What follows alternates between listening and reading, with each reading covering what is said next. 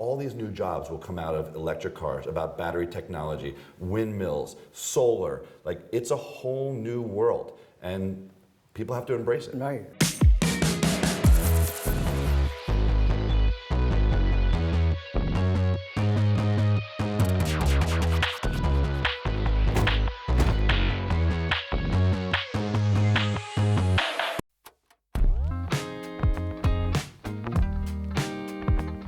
Is it a little frustrating for you that more businesses don't follow your lead?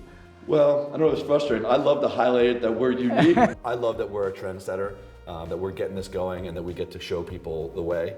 I think Scrub Daddy is a pretty progressive company. We make smiley face sponges, and we want to make people happy, and one of the ways we can do that also is by being good stewards for the environment. Businesses need to look at it in ways that are creative, that are revenue generating, and also give your employee perks. So here's one where our employees, I'm paying for their gas. And that's it. Plug in, we're charging off the sun. And they love that. And they're like, wow, this is great, I could drive for free. Now, given electric cars are a little more expensive, but then you have this tax credit that the government gave. So businesses should be making their employees aware of some of these advantages that they can have. All right, and you said that the rules in New Jersey are very favorable for solar panels, for When we example. moved from Pennsylvania to our new headquarters in New Jersey, one of the things that we discovered was that they have an incredible tax incentives for businesses to go green, and it's specifically solar. So one of the things in New Jersey is they eliminated the sales tax on electric cars, which is great, but they also provided these incredible incentives for businesses to put solar arrays on their roof. And what that does is it makes the payback time from almost 20 years, if you were to put a regular solar panel up, because they're quite expensive, somewhere in the range of 6 to 7 years. And now you have a really good return on your capital.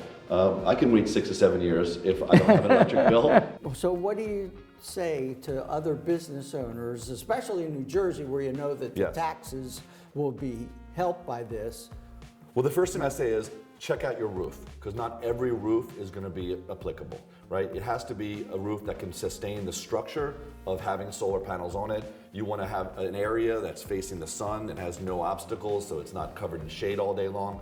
And then I would say absolutely contact a local provider, and they'll do an entire study for you, how much sun they get at your location, and how much money you think you can generate, how much electricity you can generate, and then you'll go for your tax incentives.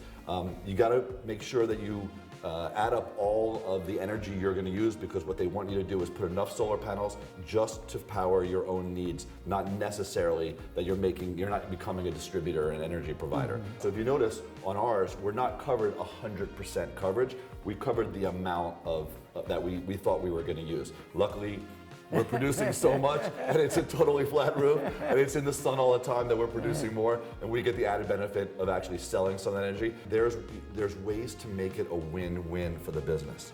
You're looking at a win-win. There's nothing negative about having this solar array. Here's the negative. I had to put the money out up front. That was a loan. So I went and got a loan, and the loan is serviced by the solar array, and we're making money on it. So there's nothing wrong with it, but sometimes it takes a little push for people to go, oh, I gotta go borrow money, I gotta wait 6, 7 years to get my money back.